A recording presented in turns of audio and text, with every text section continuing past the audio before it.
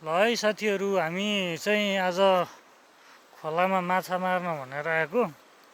खोलामा माछा मार्न आउने क्रममा चाहिँ यहीँनिर एउटा ढुङ्गा भेटियो, ढुङ्गा देखियो, अलि अचम्म अचम्म खालेको ढुङ्गा।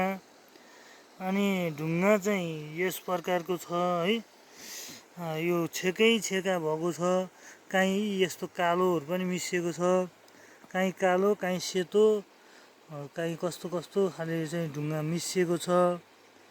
अनि यो फुटाउँदाखेरि चाहिँ हामीले फुटाएको, अनि फुटाउँदाखेरि तपाईँको यसरी पेट पेट भाँचिन्छ कि यस्तो हुन्छ, एकदम कमजोर नै खाले छ। त्यो यो सेतो सेतो देखेकोहरू चाहिँ, यो सेतो र कालो देखेकोहरू चाहिँ एकदम स्ट्रङ छ, बलियो छ। अनि यो अलि अर्कै खाले चाहिँ पेट पेट गाखा के, यो कस्तो खाले ढुङ्गा होला है।